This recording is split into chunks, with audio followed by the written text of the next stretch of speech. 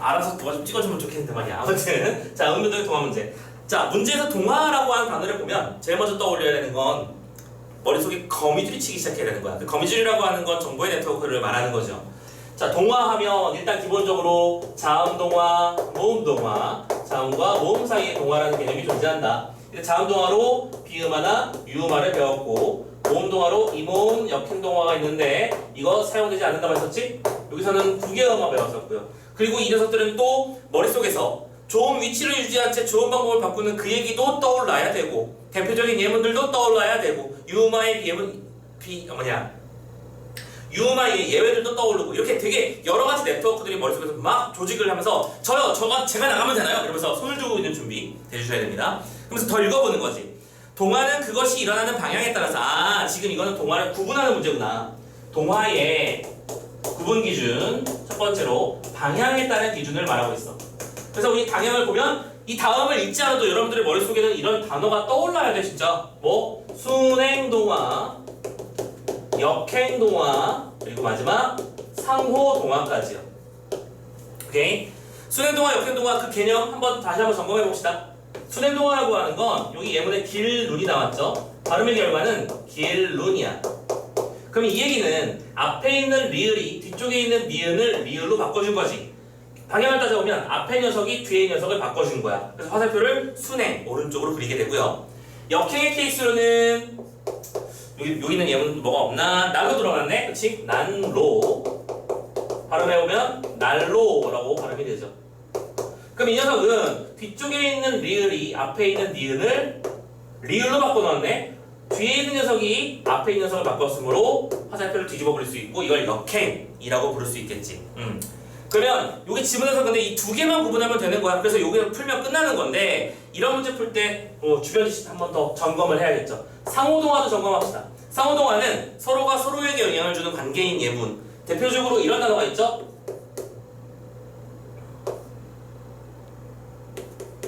이런 단어가 있다, 그지? 국립은 발음을 해보면 결과 발음은 국립이죠.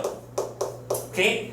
앞에 있는 기억이 뒤쪽에 있는 리을을 니은으로 바꾸고, 그 니은은 다시 앞에 있는 기억을 이응으로 바꾸는 현상. 그래서 이 녀석은 앞뒤로 모두에게 서로 영향을 끼치고 있으므로 무슨 동화다? 상호동화다 라고 부르는 거 추가 정보로 같이 기억해 놓으셨으면 좋겠고요. 됐죠?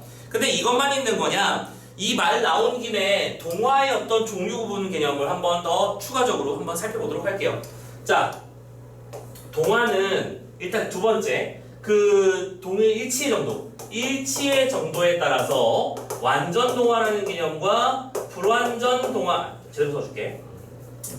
완전 동화라는 녀석과 불완전 동화라고 하는 녀석으로 또 나눠지는 것도 알고 있을 거야, 그치? 완전 동화는 뭐죠? 발음의 결과 그 두 개가 완벽하게 일치되는 거. 여기 나와 있는 길룬이나 난로가 여기에 속하는 예문이 되겠죠? 왜? 발음을 해봤더니 그 결과 이 녀석은 리을로 발음됐고 이 녀석도 리을로 발음됐어. 두 개가 일치하는 결과물이 만들어졌죠? 오케이. 완전 동화라고 불러. 그럼 불완전 동화는 또 뭘 말하는 건데? 불완전 말 그대로 앞, 뒤에 문물 변동의 결과 서로 다른 결과물의 발음이 나타났을 때. 독립하고 독립해볼까? 독립? 보이시죠? 항문. 이응 미음이 나오죠. 그쵸? 항문. 아무튼 이런 식으로 완전과 불완전이라는 개념도 떠올려줬으면 좋겠고요. 자, 그리고 요거 준비하면서 선생님이 요거까지 혹시 몰라서 추가적으로 한 정보 더 말씀을 드릴까 합니다. 세 번째. 근데 요거는 자주 활용되는 녀석은 아니야. 왜냐하면 선생님이 아까 이모음 역행동화 같은 경우에는 표준 발음으로 인정되지 않는다고 했는데, 지금 요 녀석과 요 녀석, 그러니까 이거 뭐지? 1번, 2번, 3번이라고 보았을 때 1, 3과 vs 2를 나타내는 방법이 있거든. 이걸 나타낼 수 있는 방법이 있어. 바로 뭐냐면 절대동화와 수의동화야. 자, 개념 새로운 거니까 한번 느낌으로 가세요. 자, 절대동화라는 게 있고요, 수의적 동화라는 게 있어요. 절대동화라고 하는 건 말 그대로 두 개의 음운이 마주쳤을 때 서로 영향을 주는 것이 확정되어 있어서 반드시 벌어지는 일이라고 생각하면 되는 거야. 그러니까 이거는 표현해보자면 의무적인 규칙에 해당하는 거야. 그럼 규칙이야. 그럼 자연스럽게 머릿속에 떠올라야지. 비음 하나, 유마 같은 개념이 여기에 속할 수 있겠구나. 감자 삐시나? 오케이? 비음화, 유음화 같은 것들을 우리가 뭐라고 한다? 절대적 동화라고 부른다. 근데 수의적인 게 뭐야? 우리 수의적이라고 하는 건 우리가 다른 말로 수의 현상이라고도 했고,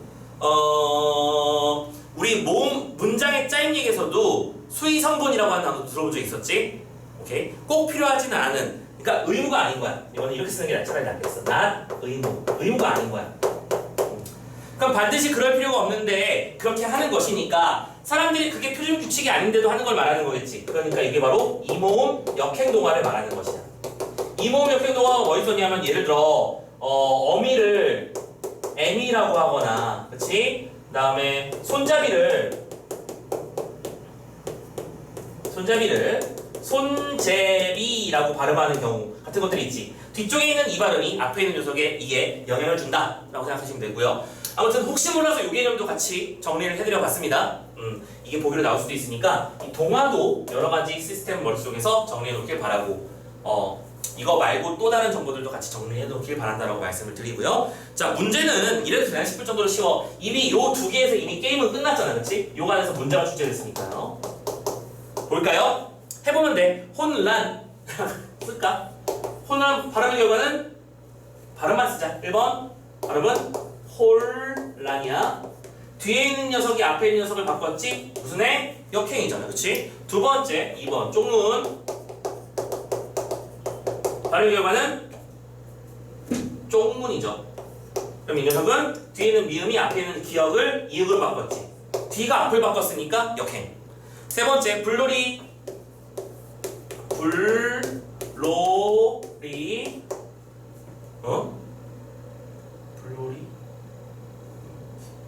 맞구나. 오케이. 갑자기 순간적으로 이상한 느낌 들었어.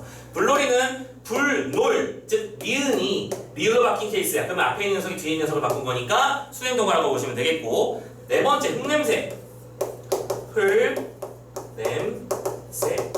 선생님 얘는 중간에 한 단계를 더 거쳐야 되지 않나요? 맞죠? 이 녀석은 흙냄새가 된 다음에 다시 흙냄새가 되는 거야. 근데 여기서 우리는 자음군 단순화라고 하는 개념을 신경 쓸 필요는 1도 없어, 그치? 우리한테 중요한 건 기억이 이응으로 바뀌었다는 요 사실 뿐이야. 결국 이 이응이 바뀐 이유는 뒤에 있는 미음 때문이지. 그러면 그림을 그려보면 이렇게 역행이라는 그림을 그려낼 수 있고, 정답은 그래서 4번이겠구나 잘 보시면 되는 거지. 4번은 수행이라고 말했으니까요. 마지막 5번도 마찬가지 현상입니다. 가 나가다 라는 말이 먼저 가 나가로 바뀌고 감 나가다로 바뀌지. 쓰고 싶고요. 아무튼 간에 자, 감나라고 하는 건 비읍이 뒤쪽에 있는 니은 때문에 미음으로 바뀐 거니까 화살표 역행어로 그릴 수 있다. 됐죠? 감나비. 11번 문제 해결해봤습니다. 되셨나요? 자, 여기까지 정리하시고요. 12번 문제 넘어가 봅시다. 자, 12번 문제도 엄청 자주 나오는 형태의 개념 문제죠. 바로 품사 통용 문제. 품사의 통용. 이래도 되나 싶을 정도로 많이 나오는 문제라고 했었죠. 일단은 지금 이 녀석의 기본적인 정의가 뭐였어? 하나의 단어 안에는 품사가 여러 개 존재할 수 있는가? 가능하다. 왜냐면 품사의 정의가 뭐거든? 같은 성질을 지닌 단어들의 묶음이니까요. 그쵸? 묶음이니까 품사 통용이 될 수 있어. 예를 들어 우리 가장 대표적인 예문으로 오늘이라는 걸 들잖아. 오늘이 우리의 100일이다. 오늘 우리 강아지 잠깐만. 벌써 8살이네. 우리 강아지 8살생이네요. 아이씨, 아줌마가 돼가고 있어요. 강아지들은 늙는 단계가 좀 다르대, 사람이랑. 늙는 게 사람처럼 이렇게 쭉 이렇게 올라가는 느낌이 아니라 이걸 사람에 대치시켜보면 1살 때나 2살 때 정도까지, 저는 정확한 숫자는 몰라. 그냥 그런 느낌이라는 것만 알아. 그러니까 아기 때, 청년기, 중년기, 장년기, 노년기가 있으면 우리 강아지들은 이게 이렇게 올라가는 게 아니라 이렇게다 훅 이렇게 가는 거 방식이라고 하더라고. 그래서 지금 8살 정도 됐으면 이제 정년기라고 부르지 않고 노년기라고 부르더라고요. 이제 이 상태부터는 10살 가까이 되면서부터는 이제부터 이제 그 할매 같은 느낌으로. 그래서 어떤 일이 벌어지고 있냐면 우리 뽀니는 요즘에 계단을 못 올라와요. 벌써부터 힘들어요. 그래가지고 자기를 안으라며 이럽니다. 도착하면. 근데 놀랍게도 벌떡벌떡 서서 일어나긴 하네. 내 발을 붙잡기 위해서 일어서거든. 그때는 또 뒷다리를 잘 쓰는데 막상 계단 앞에 가면 안 가요. 네. 아무튼 오늘이 뽀니의 생일이야. 그러면 이거는 명사로 쓰인 거지. 뒤쪽에 뭐가 왔으니까? 조사가 왔으니까. 그런데 오늘 갈 거야 라고 말했을 때 그 오늘은 부사로 쓰이는 것이겠죠. 왜? 가다를 수식했으니까. 그러면 결국 이 품사 통용의 문제는 자연스럽게 무슨 싸움이 되는 것이다? 개념 싸움이 되는 것이다. 염두에 두셔야 됩니다. 개념 싸움이다. 이 단어가 이 품사가 맞는지 판단하는 것은 그 품사의 개념을 알고 있어야 돼. 예를 들어 체언이라고 하면 뒤쪽에 조사가 붙을 수 있으며 활용하는 형태의 변화가 없을 것이며 이런 정보들이 있어야 되는 거잖아. 형태의 변화가 있었다고? 그럼 이거는 명사가 아니고 체언이 아닌 거다. 그런 정보들이 쭉 정리가 돼야 돼. 오케이. 자, 문제가 쉽다면 쉽고 어렵다면 어려울 수 있을 거예요. 한번 차례차례 살펴볼까요? 지금 여기 예문에서는 밝다를 예로 들었네. 그치? 그치. 나를 보면 날이 밝아온다. 밝는 건 동작이니까 동사. 그런데 밝다라고 하는 게 어떤 상태를 말해줄 때는 형용사로 쓰인다는 거 우리 알고 있으니까 기본 개념 싸움 하고 있고요. 1번부터 한번 살펴볼까요? 1번 아무가 나왔습니다. 예문을 찢어가면서 선택해 볼게요. 1번 아직 아무도 오지 않았다. 일단 팁 하나 드릴게요. 팁 하나를 드자면 보통 보조사가 나오면 그 보조사를 처리하고 시작하세요. 처리한다는 거는 대체할 수 있는 다른 격조사가 있으면 대체하시고 생략할 수 있다면 이미 기존에 다른 조사가 있어서 굳이 그 조사가 의미만 더해주고 있을 뿐이라면 날리고 판단하는 것이 여러분들의 문제 풀이에 도움이 될 것입니다. 지금 여기서는 아직 아무 오지 않았다. 날릴 수는 없어. 그치? 그러면 도는 은는만 똑같이 조차서 외우라고 했었잖아요. 그치? 대표적인 보조사니까 도가 나왔으니까 날리고 대신 다른 말을 집어넣어봐. 아무가 오지 않은 거야. 맞지? 이해됐어? 무슨 말인지? 아직 아무가 안 온 거야. 그럼 뒤쪽에 조사가 반드시 붙어서 성립하는 단어인 거지. 아무 오지 않았다는 불가능하니까요. 조사가 붙는 거니까 정보는 체언이고 체언인데 그런데 또 다시 해보는 거야. 이게 이름을 나타내는 건지 대신 나타나는 건지 나타내는 건지 혹은 숫자인지 따져보세요. 이 녀석이 누군가를 대신 나타내주는 말이야? 대신하는 말은 아니지? 오케이? 그러니까 이건 잠깐만 미쳤나 거꾸로 말하는데 누군가를 대신하는 말이죠. A라고 하는 친구를 대신해주는 말이니까 대명사가 맞겠구나. 이렇게 보면 되는 거지. 그쵸? 우리 공부했을 때 대명사의 대표적인 형태 중에 누구와 아무를 공부했었어. 기억나십니까? 미지칭, 부정칭 이런 식으로 그것도 같이 기억해 주시면 좋겠죠. 아무튼 이게 맞아요. 근데 니은 볼게요. 모든 노력이 아무 소용이 없었다. 자, 아무 소용이었어. 그치? 지금 이 단어는 자, 이 단어를 떼고 생각해봐. 모든 노력이 소용이 없었다. 필요 없네? 필수적인 성분은 아니니까 뭐야? 수식 성분. 그치? 수식하는 녀석이야. 두 번째, 이 녀석은 아무 소용이야 아무 없는 거야. 소용을 수식했네? 체언을 수식하는 수식 성분이니까 뭐예요? 관형사지. 지금 선생님이 어떻게 품사를 뽑아내는지 보고 계신가요? 선생님 일부러 천천히 보여드리고 있는 겁니다. 이런 식으로 감을 잡아가면서 추출해내세요. 어쨌든 이 녀석은 두 개의 품사가 다른 케이스이므로 우리가 찾는 예문은 그러니까 둘 다 똑같은 예문은 아닌 거야. 1번 답은 아니고 2번 가봅시다. 이번에는 가까이가 나왔어. 따져 보자. 첫 번째, 나는 그의 곁으로 가까이 다가갔다. 쉽지? 나는 그의 곁으로 다가갔다. 가까이를 날리는 것이 가능했어. 수식 성분이야. 이 녀석은 관형사일까 부사일까? 다가갔다를 수식했네? 부사겠네. 보이나요? 쉽죠? 두 번째, 나는 회사 가까이로 이사를 했다. 자 보자. 일단 회사 가까이를 날려도 문장을 성립하는 건 맞아. 그런데 가까이 뒤에 뭘 붙여놨어? 로를 붙였네. 조사가 붙을 수 있었네. 그렇다면 생각을 바꿔서 이 녀석은 체언이겠구나. 체언이니까 명사, 대명사, 수사를 판단해야 돼. 근데 이 가까이라고 하는 건 특정 장소를 말하는 것이지 대신하는 말도 아니고 숫자를 나타내는 말도 아니야. 그러니까 품사는 명사. 이렇게 가면 되겠구나. 되셨나요? 여러분들도 이런 식으로 풀고 계시길 바라겠습니다. 3번, 이번 일은 모두에게 책임을 묻겠다. 모두 뒤에 에게가 붙었잖아. 쉽지? 모두에게. 근데 이때 모두라고 하는 건 특정인을 말하는 건 아니긴 합니다만 책임을 묻는 대상이 지칭된 것이죠. 그러니까 품사는 명사 보시면 되는 거고, 동생은 컵에 담긴 우유를 모두 쏟았다. 쏟았다를 수식했고 날릴 수 있으니까 부사. 빨리 가자. 그치? 이 정도 보이시죠? 4번 갑니다. 야씨. 4번, 우리 스스로가 해결해야 될 일이다. 스스로. 뒤에 뭐 붙었어? 가 붙었어. 명사야 대명사야 수사야? 스스로는 자기 자신을 지칭해주는 말이니까 명사. 이거저거도 아니고 그지? 두 번째, 누구 아무도 아니니까. 그는 시키지도 않은 일에 스스로 나섰다. 나서다를 수식해주는 생략해도 되는 성분 부사 빨리 가면 되죠? 시계를 보니까 갑자기 급박해졌어요. 우리 15분까지 끝내야겠는데 또 끌면 안 될 것 같아. 빨리 가자. 5번.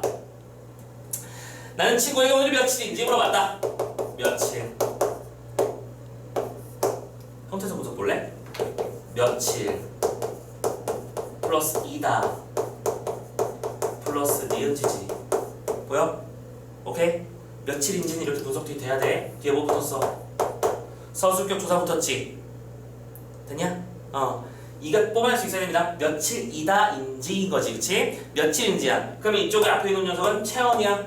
체언인데 특정 날짜를 말해주는 건 아니지만 어쨌든 이 녀석은 품사, 명사 잡을 수 있을 것 같아, 그쵸? 그런데 그가 며칠만 시간을 더 달라고 했대. 자, 며칠만이니까 많이 달려볼까요? 며칠의 시간을 달라고 한 거지. 며칠 시간을 달라. 문장은 말은 맞겠지만 그 말은 며칠의 시간을 달라는 말이야, 그치? 그냥 평소 패턴대로 그냥 의를 날리고 시간을 수식해주는 과정사예요. 일단 이상한 소리 하지 마. 며칠 시간이 아니야. 며칠의 시간을 주는 거지. 그럼 이 녀석은 뒤에 조사가 붙을 수 있는 녀석이고 의라고 하는 조사를 붙여주는 이 녀석은 품사랑 똑같이 체언인 명사가 되겠구나. 답은 왜 이렇게 허리가 아프니? 5번이 된다. 잡아주시면 될 것 같습니다. 되셨나요? 자, 12번 문제 품사 판단 문제였고요. 개념이 제대로 안 잡혀 있으면 마냥 어려워지는 문제이기도 하다는 거 좀 말씀을 드리고 싶어서 천천히 한번 해봤습니다. 개념 싸움 잘해주세요. 자, 13번 문제 가봅시다. 13번 문제는 문장의 짜임 문제죠. 자, 문장의 짜임. 자, 문제를 풀기에 앞서서 기본적인 룰을 다시 한번 기억하자. 얘들아, 문장 짜임 문제가 나오면 문제 패턴을 봐야 돼. 패턴을 보고 보기가 있어. 그 보기를 분석해서 선택지에서 이 기억 예문에는 안긴 문장의 서술어가 뭐다. 니은 문장은 2번 안겨있는 문장이다. 이런 식으로 복합적으로 그 구조를 파악하는 문제라면 뭘 해야 되는 거야? 세부적으로 다 따져봐야 되는 거야. 맞지? 보기를 분석하는 게 1번이 되는 거야. 그리고 두 번째, 근데 지금 이 지문을 보면 이렇게 해줘라고 하면서 밑에서 똑같은 패턴이 아닌 걸 찾으라고 돼 있지. 그러면 우리는 지금 문제를 푸는 입장이니까 어떻게 하면 속도를 높일까에 대한 고민까지 해주는 거. 그러니까 지문을 읽고 보기를 읽는 게 중요한 일이 맞아요. 빨리 읽고 내가 뭘 해야 되는지 구분하란 말이야. 지금 이 문장은 블라블라블라 해서 뭘 찾고 있어? 안긴 문장의 짜임 속에서 주어와 서술어를 찾아서 그 녀석의 관계도를 그리라는 문제지. 그럼 우리가 할 일은 뭐야? 실제로도 주어랑 서술어만 빨리 뽑아내면 되는 거야. 그럼 이거는 일일이 다 분석할 필요가 없는 거죠? 이해됐나? 그런 식으로 계책을 세우고 머릿속에서 14번 문제를 딱 만났어? 이거 뭔 문제지? 주술 뽑으라는 얘기구나. 풀어봐야지. 이렇게 가셔야 돼.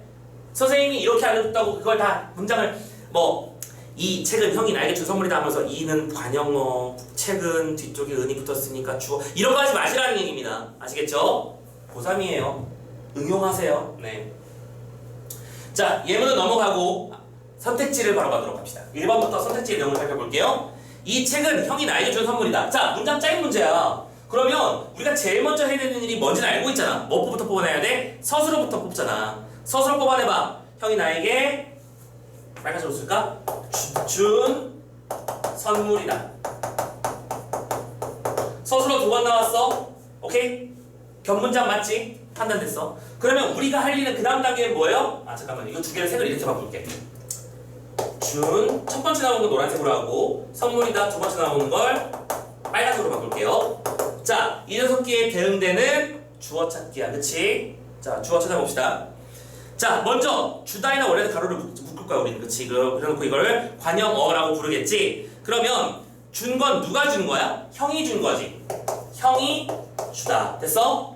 두 번째, 선물이다는 뭐가 선물이야?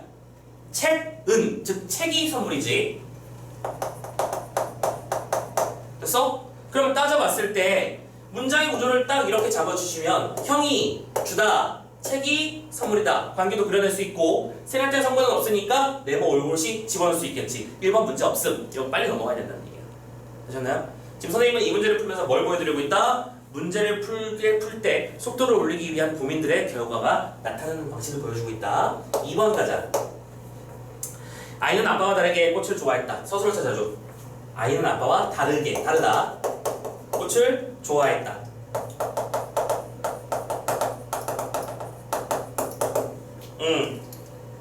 문제 많이 푼 사람은 벌써 느꼈을 거야. 다르게란 단어 보자마자 이거 세 자릿수 수술어. 문제 내기 참 좋은 녀석이 말이지. 자, 주어 찾는 거야. 주어야. 다른 건 누가 다른 거야? 누가 다른 거야? 잘 따져봐. 이 문장을 보면 다른 게 누가 다른 거야? 아이가 아빠와 다른 거지. 아이가 다르게야. 아이가 다르다. 그냥 근데 안긴 문장에 아이가 있어? 없지. 생략된 주어야. 그래서 좋아하는 건 누구죠? 역시 아이가 좋아하는 겁니다. 아이가 아빠와 다르게 좋아하는 거야. 이해했나? 아이가 좋아하다. 아이가 아빠와 다르다. 필수 부사어. 그럼 괄호를 이렇게 치고 나면 답이 2번인 게 바로 보이실 겁니다.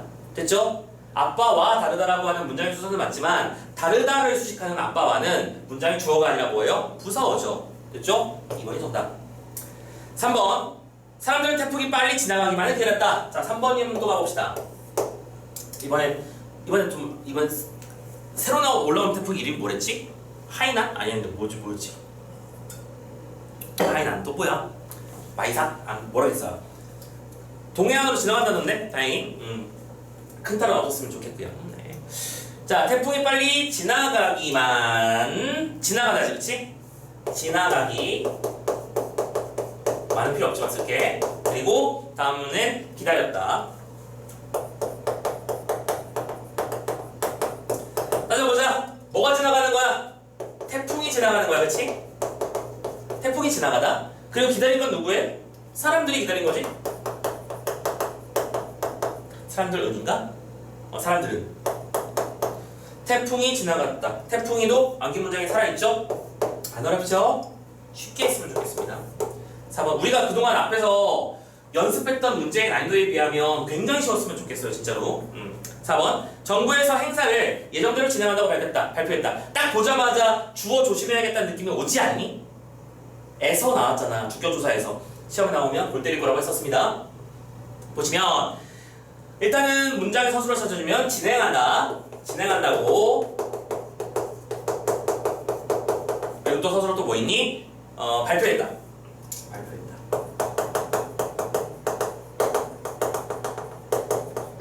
자, 진행하는 게 누구요? 정부에서 진행하는 거지, 그치? 에서인데 문장에 주어가 될 수 있나요? 네, 가능하죠. 문장의 주체가 단체나 기관일 때는 에서가 주어로 등장할 수 있다. 주격조사로 등장할 수 있다. 배웠습니다. 그리고 발표한 것도 누가 한 거야? 정부에서 발표한 거지. 예상대로 되어 있죠? 정부에서 발표하고 정부에서 진행한 얘기를 이렇게 구조화시켜서 표현했다. 맞아, 5번. 5번 너무 올려버렸다. 5번. 페이지가 넘어갔구나. 5번. 철호는 옷에 묻은 얼룩을 한참 동안이나 문질렀다. 서술을 찾아주세요. 묻다. 그리고 문질렀다. 묻다가 아니라 묻음이었지? 묻음. 자, 그럼 또 따지는 거야. 뭐가 묻은 거니? 얼룩이 묻은 거지. 근데 문제는 얼룩이는 문장 속에서 존재하지 않는 성분이었어, 그치? 안기면서 생략된 문장 성분. 안긴 문장의 주어가 아는 문장의 목적어와 일치함으로 생략한다, 맞죠? 지울 수 있고. 문지른 건 누구죠? 철호가 문지른 거잖아. 철호는 뭐뭐를 문질렀다, 그치? 그래서 구조 파악하시면 선생님이 지금 중간에 짝대기에 그는 것이 바로 점표가 되는 예문이 되는 것이다. 잡아주시면 되겠고. 자, 문제는 간단하게 풀었습니다. 됐죠? 그리고 요것과 더불어서 여러분들이 실제로 문제를 푸실 때는 각자 연습들을 해보실 때 문장의 짜임 전체와 성분들, 관계들 이런 것들을 다 연습했으면 좋겠어. 무슨 얘기냐면 이 문제가 지금 이렇게 풀렸잖아. 오케이? 그럼 이 문제를 가지고 요리를 해보셔야 된다는 얘기야. 한번 풀었었고 난 답을 맞출 수 있어. 난 이 문제를 완벽하게 알아. 나는 그렇게 생각하지 않아. 선생님은 그렇게 생각하지 않아요. 이 문제를 완벽하게 안다면 이런 일을 해야 돼. 첫 번째, 여기 나와 있는 문장, 위에 있는 문장 있지? 성분과 짜임을 완벽하게 다 분석하셔야 됩니다. 오케이? 내가 빠꾸난 데는 없는지, 제대로 다 할 수 있는지 확인하시고. 두 번째, 지금 문장을 보면 요거 무슨 절? 관형절, 개 부사절, 기 명사절, 다고 인용절, 무든 또 다시 관형절인데 지금 서술자표가 한 번씩 다 나온 거잖아. 문제의 정보 안에 아는 문장의 종류를 구분하기라고 하는 능력이 추가되면 더 좋겠지. 그러면 문장의 짜임에서 짤 표지 공부 제대로 되어 있는지 점검하시고, 무슨 말인지 알겠죠? 짜임 분석하기, 문장의 성분 파악하기, 이런 모든 것들을 이런 문제들이 나올 때마다 연습을 해주시면 좋습니다. 지금 이 문제도 다른 식으로 변형하면 문제 보기만 바꾸면 또 다른 문제가 만들어지는 거잖아 지금. 그치? 무슨 말인지 알겠죠? 판단하시면 되겠습니다. 또 생략 때 성분 찾기 문제로 바꿀 수도 있는 거고요. 문제를 바꿔가면서, 그러니까 여러분들 우리가 계란 하나가 있으면 그 계란은 후라이드도 해보고, 후라이드를 계란 후라이드? 잠깐만. 후라이드 해먹고, 또 뭐 라면에 나와서 삶아 먹기도 하고, 날로 먹기도 하고, 별의별 걸 다 하잖아. 그걸 우리는 계란을 제대로 이용한다고 말하는 것처럼 우리가 문제도 마찬가지예요. 선생님은 똑같이 봅니다. 이 응용할 줄 아셔야 돼요. 아시겠죠? 네, 여기까지 해서 13번 문제까지 얘기를 했고요. 자, 이제 14번, 15번. 혹시 시간 모자랄까봐 엄청 서두르는 거 느껴지죠? 자, 14번부터 또 마저 보고 마무리해 봅시다.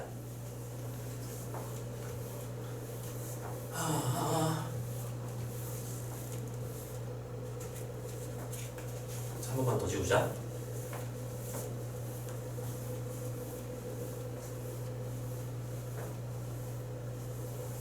진짜 옛날 선생님들이 고생이 많으셨던 거야. 지금 선생님들이 쓰는 게 탄산분필이잖아. 화면 나갔네? 잠깐만.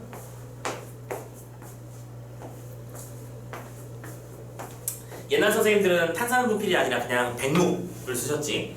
이 백묵이 특징이 뭐냐면 먼지가 엄청 날려. 가루가 글씨를 쓸 때마다 팍팍팍팍 터져나가는 거라고 생각하면 돼. 그래서 옛날 선생님들 수업 끝나고 나면 이 책상, 교단 앞이 다 그 가루 덮여요. 참고로 거기서 그냥 생짜로 수업을 하셨었지. 그래서 폐병에 걸리시는 분이 많지 않았을까 예상을 하는데, 요즘에 그래도 기술이 조금 좋아져서 탄산분필, 탄산 쓰면 이 가루가 아래로 떨어져. 무게가 좀 높아서, 무게가 좀 있어서. 그래서 일부러 이렇게 개발하는 것도 있는데, 궁극적으로 다 디지털로 가지 않을까? 그죠? 우리 그 태블릿으로 보는 것처럼 언젠간 다 바뀔 것 같아요. 뭐 어쨌든 간에, 아이고야, 오랜만에 본용어 보조용어 얘기 나왔다. 자, 14번부터 15번 문제의 지문 분석을 하고 내용 판단, 문제 판단 들어가 보도록 합시다. 자, 1번 한글만 축법 47항에서는 보조용어는 띄어섬을 원칙으로 하지만 붙여섬도 허용한다라고 규정했고, 우리 다 알고 있는 그 내용이니, 또 이 규정에서 다만 불이 꺼져간 나처럼 본 보조가 아어로 연결되는 경우나 비가 올 성 싶다와 같처럼, 자 지금 가가 나왔지. 지금 13번 문제 그냥 바로 풀어버릴까? 14번은 가의 예문이 아니고 찾기니까, 그치? 본용언의 관형사형이, 자 써보자. 본용언의 관형사형이, 두 번째 의존명사의 하다나 싶다가 결합하여 된 보조용언, 그치? 보조용언인데, 이 보조용언은 어떤 모양새를 가져야 돼? 뭐였지? 연결어미 어에다가, 아닌데 이거 아닌데? 의존명사에다가 플러스 하다 싶다 같은 녀석들이 연결된 형태인 보조용언일 때만 적용된대요. 오케이? 자, 14번 문제, 이게 뒤에 거는 시간도 쓰지 말고 일단 먼저 문제를 푸는데, 결국 이 문제는 무슨 싸움하는 문제야? 개념 싸움하는 문제라는 게 느껴지십니까? 지금 이 문제를 풀기 위해서 여러분들에게 필요한 요구되는 정보는 뭐예요? 본용어과 보조용어이 뭔지 구분할 줄 아는 건 기본 중에 기본. 오케이? 관형사형을 보고 무슨 말인지 떠올려야 되고, 의존명사가 뭔지 종류를 대략적으로 알고 있어야 합니다. 자, 선생님이 지금 딱딱 집어서 설명해 드려봤습니다. 다 머릿속에 떠오르나요? 본용어는 뭐였죠? 용언이 2번 이상 연결되는 경우에 앞에 있는 녀석을 말하며 기본적으로 자신의 뜻을 잃어버리지 않는 아이들이야. 보조용어는 뭐였지? 용언이 2개 이상 연결되는 경우에 뒤쪽에 있는 케이스지만, 이 중에서 이 뒤쪽에 있는 용언이 원래의 의미를 잃어버리고 문법적 기능을 하게 되는 경우다 라고 알고 있지? 오케이? 대표적인 케이스로 우리가 먹어버리다 같은 거, 가고 있다 같은 단어를 봤었습니다. 그리고 또 관형사형이라고 하는 건 뭘 말하는 거야? 니은, 는, 리을, 던 같은 녀석들이 붙어서 용언의 형태를 관형사형으로 임시로 바꿔주는 기능을 한 녀석들 때를 말하는 것이며, 의존명사 같은 경우에는 것, 바, 리, 대, 수 같은 이상한 단어들이, 이상한 건 아니지만 단어들이 합쳐져서 독립적으로 존재할 수 없는 단어의 형태인 녀석을 말하는 것이다. 자, 일단은 개념 정리를 다 했잖아. 그러면 이제 14번 문제는 풀려야 되는 것이 정상이겠지. 14번에 1번 보세요. 1번. 놓칠 뻔했다. 형태소 분석 들어갈까요? 이 녀석은 뭐예요? 어간입니다. 용언이니까 어간을 분석하는 거야. 지금 우리는 어근 분석하는 거 아닙니다. 어간의 정의는 뭐였죠? 활용할 때 변하지 않는 부분. 놓치다, 놓치고, 놓치네, 놓치니, 놓칠지라도 놓치다야. 플러스 리을 맞지? 플러스 끊고 뻔 플러스 하 플러스 앗 플러스 다다. 오케이? 자, 이거 놓치다는 접사니까 따로 빼놓고요. 자, 우리한테 필요한 정보만 체크해보는 거야. 먼저 놓치다라고 하는 어간이 있어요. 어간 뒤에 관형사형 어미인 리을 붙어 있죠. 그 다음 뻔이라고 하는 단어는 뻔 뭐뭐 할이라고 하는 말이 반드시 요구되는 독립적으로 뻔이다, 뻔했다, 뻔이고 안 되죠. 그렇죠? 독립적으로 존재할 수 없는 의존 명사가 맞고 그 다음에 하다의 계열에 속하는 단어 하다 나와 있는 거 확인됐습니다. 됐습니까? 오케이? 그러면 이런 경우에는 뭐 할 수 있다? 보조용언이 붙여 쓰는 것이 가능한 경우다라고 경우에 따라 붙여 쓰는 그 경우라고 하는 게 이거였잖아. 놓칠 뻔했다는 띄어 쓰는 것도 가능하지만 붙여 쓰는 것도 가능해 라고 하는 게 예문이 된다는 거야. 자, 선생님 지금 뭐 하고 있었니? 각각의 개념들에 다 어울리는 단어가 등장하는지 보고 있었습니다. 됐죠? 왔다가 했다, 하였다 이건 알고 있지? 여불규칙이에요. 네. 자, 이런 식입니다. 2번부터는 선생님이 바로 찢어서 갈게요. 자, 안 보는 것이 더 좋을 법했다. 좋다 플러스 리을 뻔 하 바로 보이니? 좋다에 리을 관형사형이 붙고 뻔이라고 하는 의존명사 붙고 하다. 아니야, 뻔이 아니고 법이었구나. 법하다. 선생님, 이 법은 명사 아닙니까? 여기서 쓰인 법이 로우의 법이야? 아니잖아. 뭐뭐 할 법이잖아. 그치? 자, 이건 의존명사라고 보는 게 맞겠습니다. 3번 알다 플러스 니은 척 했다 바로 되죠? 알다에다 니은 관형사형 니은 본 거 맞지? 리을 붙어 있는 거 맞고요. 1, 2, 3번 문제 없네. 4번 나는 종일 아무것도 먹질 못했다. 자, 찢어보세요. 먹지다라는 말이 있니? 아니지. 먹다에다가 지를 붙인 다음에 를 하고 못하라고 한 거지. 자, 엉망진창이네. 먹지를 해준 말이 먹질이야. 그치?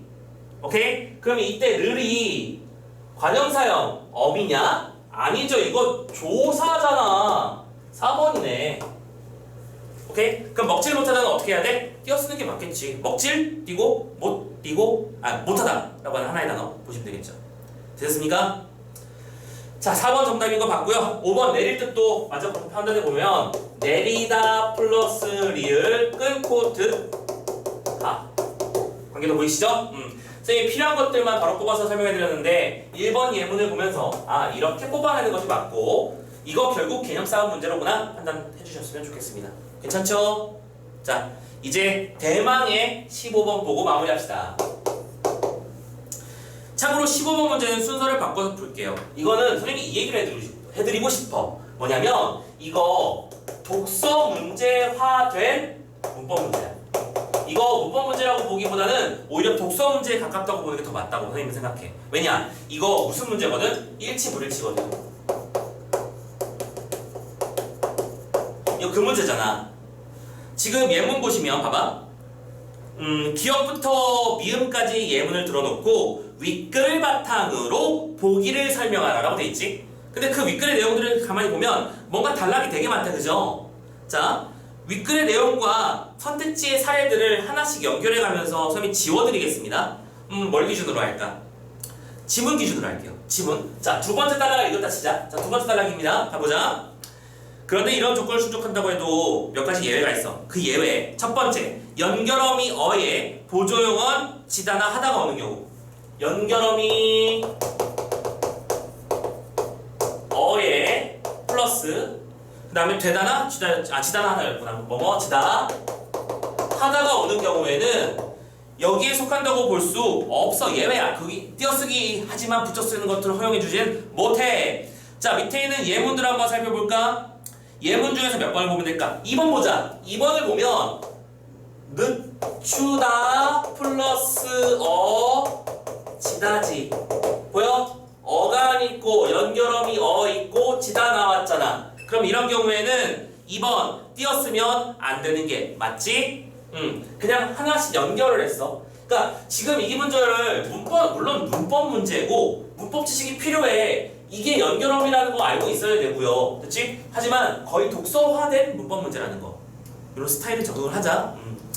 자, 세 번째 문단으로 넘어가 볼까요? 또한 합성용언이 본용언으로 쓰일 때는 보조용언을 붙여 쓰지 않는다. 자, 다시 합성용언이라는 단어가 나왔어. 용언이 본용언으로 쓰이게 되면 당연히 띄을 쓰였을 필요가 없대요.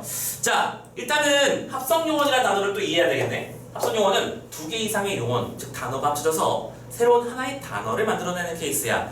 지금 여기 있는 예문 중에서는 3번의 예문이 거기에 속하는데 봐봐. 집어 넣어 두다. 자, 가만히 따져봐. 선생님, 합성용어는 어떻게 하면 알 수 있을까요? 되게 쉬운 방법이라고 보기보다는 되게 당연한 원칙 같은 거야. 짓다와 넣다와 두다라고 한 세 개의 용언이 동시에 나왔지. 오케이? 이해했어? 용언이 3번 연달아 나온다는 게 말이 되냐? 된다. 지금 보고 있잖아. 그치? 참고로 비슷한 예문, 우리 예문 열심히 공부한 친구들 이것도 기억날 거야. 오케이? 뜨다, 내리다, 가다잖아.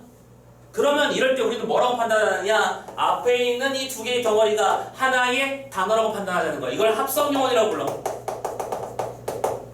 요 떠내려도 마찬가지야. 합성용언이야. 그리고 합성용언은 당연히 본용언이지. 왜냐면 앞에 있는 녀석이니까. 당연한 얘기라고. 그러면 뒤에 있는 두다와 뒤에 있는 이 가다라고 하는 녀석은 반드시 띄어쓰기를 해야 되는 사실이지. 오케이? 자, 집어넣어 두었다처럼 붙였으면 안 되고 어떻게 써야 돼? 집어넣어 띄고 두었다라고 띄어쓰는 게 맞겠죠. 자, 무슨 말인지 이해되십니까? 합성용언을 외우는 건 아니야. 합성용언을 외우는 건 사전을 암기하는 거기 때문에 수능에서 원하는 바가 1도 아니야. 하지만 합성용언이 생성되는 원리는 이해하고 계셔야지. 합성용언은 이렇게 용언이 연결되고 있을 때 앞에 있는 뭉태기를 잡는 것이다 라고 생각하자. 되셨죠? 자, 4번 문단으로, 4번 문단 넘어가기 전에 참고로 이 뒤에 또 뭐가 나와 있냐면 다만이 또 나와 있어. 3-다만을 볼게. 다만항을. 다만 합성용언의 어간이 두 음절을 넘지 않으면 이거 고려할 필요는 없대요. 다만 여기서 이 조건은 플러스야. 합성용언이 두 음절을 넘지 않는다 이하라고 표현해 볼게요. 오케이? 합성용언인데 두 음절 손대보았다.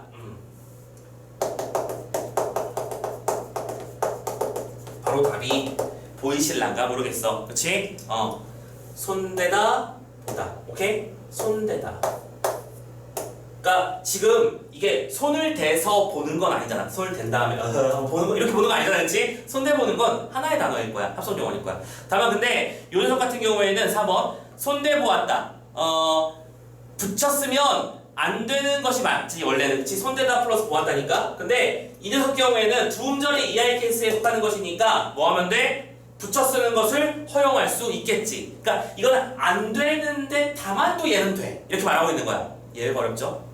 어쨌든 여기 손대다 띄고 보았다 라고 하는 이 두 개 관계에서 두 음절 이하의 용언의 어간이 나왔어. 됐어? 두 음절 이하에서는 고민 이런 걸 이게 합성용언인지 뭐인지 구분할 필요가 없다며. 그치? 그러니까 고민할 필요 없이 그냥 띄고 붙이고를 가능하게 생각하시면 되겠다. 그래서 정답이 4번인 거야. 맞죠? 자, 마지막 그 다음에 4번 단락으로 넘어가 볼까? 4번 단락에서 이런 말을 하죠. 의존명사에 하다나 식다가 그럴 때 보조용언이 쓰일 때 의존명사 뒤에, 자, 필요한 건 이거네. 의존명사 뒤에 플러스 조사가 오면 붙였을지 안 돼요. 되게 당연한 사실이야. 붙이면 안 돼. 왜? 조사는 하나의 단어잖아. 단어와 단어 사이에서 띄는 것이기 때문에 끊어줘야 된다는 얘기입니다. 여기 예문에서 조사가 붙은 게 뭐가 있을까? 1번인데 올 뜻도 쉽다. 올 뜻이라고 하는 듯 누주명사, 도라고 하는 보조사. 조사 왔어? 그럼 이 조사 뒤에 있는 십자는 무조건 띄었어야 됩니다. 맞죠? 붙였으면 안 돼요. 그리고 마지막 5번. 2개 이상의 요 보조용어이 쓰이는 경우도 있는데 5번. 이거는 보조용어이 2 플러스예요. 그런데 뒤에 조건 하나 더 붙었지? 이럴 경우에는 앞에 보조용어만 붙여 쓴다. 앞 보조용어만 붙임을 허용한다는 얘기입니다. 원래 안 붙이는 게 맞고요. 자, 5번 예문을 사용하면 되겠다. 기억해둘 만하다. 기억해둘 만하다. 기억하다 두다지. 오케이? 하다고요. 됐냐? 기억하다 두다 하다. 근데 여기서 기억해서 이 문장이 기억을 한 다음에 기억해서 두는 게 아니지. 머리 끄집어내가지고 이게 3번 슬롯에 보관하고 이런 게 아니잖아, 그죠? 불가능해. 보조용어이 맞아. 얘도 보조고. 그럼 당연히 끝에 오는 얘도 당연히 보조겠지. 그러면 이때 보조용어는 앞에 오는 요 보조용어는 붙여 쓰는 것을 허용하겠지. 예문 보세요. 기억해둘 만하다. 오케이. 기억해둘 만하다처럼 붙여 쓰면 안 된다. 기억해와 붙여 두 개 사이에서는 앞에 보조용어만을 붙여 쓰면 되는 거니까 기억해 잠시만 영어들을 보고 있는데 지금 기억해 둘 만하다 뒤쪽이네. 그치? 기억해 둘 띄고 만하다 이렇게 쓰는 게 맞고 기억해 둘 만하다처럼 붙였으면 안 된다. 5번 맞는 얘기가 되겠죠. 되셨나요? 자, 예문에 나오는 것들 그냥 그대로 집어넣어서 연결만 해주시면 되는 거고 지금 15번 문제의 핵심은 어쨌든 선생님이 말씀드리고 싶은 핵심은 이 문법상의 일치 불일치 문제인 것처럼 문제가 지문이 길어. 그리고 실제로 문법 속에서도 그 정보들을 뽑아가지고 집어넣어야 돼. 시간이 걸린다고. 이렇게 시간을 소요하게 만들어주는 문제 이거는 수가 없어. 최선을 다해서 빨리 푸세요. 이 방법을 알고 있으면 선생님 또 이 자리에 안 있죠. 점집에 가 있지. 시간이 걸리게 만들어 놓은 문제는 분명히 의도가 있을 것이야. 그러면 이런 문제는 선생님 시간이 너무 많이 걸려서 저 이번에 망했어요. 이렇게 생각하지 마시고 문제를 풀면서 시간 안배를 앞으로 이렇게 해나가야겠다. 그리고 쫄지 마세요. 이런 문제를 딱 내가 마지막에 15번 문제에서 만났어. 문법 문제 푸는데 평소에는 6분밖에 안 걸렸는데 이번에는 8분, 9분 걸렸어. 오래 걸렸지? 쫄지 마세요. 3번 날렸지만 분명히 다른 애들도 똑같이 날렸을 거야. 그러면 거기에 맞는 전략을 세워서 잡아주시면 되고 대신 15번 문제 말고 앞에 있었던 13번 문제 그리고 11번 문제 같은 경우에도 오버스펙해서 가지 마시고 필요한 점만 빨리 뽑아서 제낄 생각을 하시고 문제를 풀어주시면 좋겠다 라는 말씀을 드리면서 일단 오늘 수업을 마치도록 할게요. 자, 고생들 많이 하셨고 일단 오늘 말고 다음 주까지도 이 상태로 가야 될 것 같아. 그치? 자, 다음 주 사이에 여러분들 기본적으로 수능 완성 나머지 지문들은 깔끔하게 다 그냥 마무리 지어주시고요. 모의고사가 좀 풀어보고 싶다라고 하는 친구들은 선생님한테 개인톡 한번 주시고요. 아시겠죠? 자, 건강하게 잘 지내시고 쓸데없이 아프지 말고 열공하시고 힘내시고요. 들어가세요. 안녕. 고생했어.